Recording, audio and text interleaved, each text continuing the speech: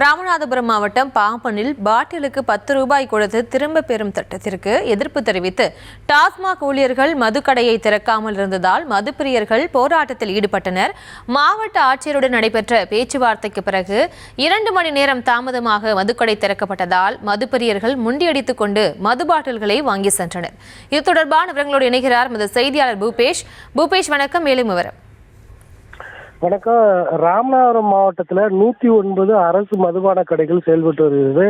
தமிழ்நாட்டில் 3 மாவட்டங்களில் அந்த மதுபான கடைகளில் அந்த பாட்டிலை திரும்ப பெறும் திட்டமானது இன்று முதல் அமல்படுத்தப்படும் என தெரிவிக்கப்பட்டிருந்த நிலையில் இதற்கு எதிர்ப்பு தெரிவித்து ராமநாதபுரத்தில் உள்ள 109 மதுக்கடைகளும் இன்று காலை முதல் அடைக்கப்பட்டது. இதனை அடுத்து அந்த பகுதிக்கு மதுக்கடைகளுக்கு குவிந்த மதுப்பிரியர்கள் மது கிடைக்காமல் கடும் சிரமத்திற்கு ஆளானதாக தெரிவித்தனர்.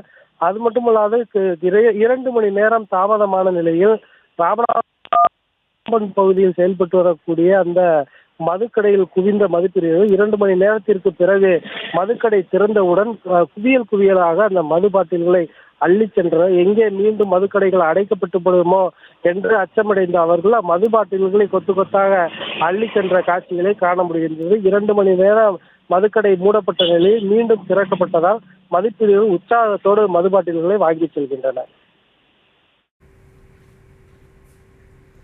விவரங்களுக்கு நன்றி பூபேஷ்.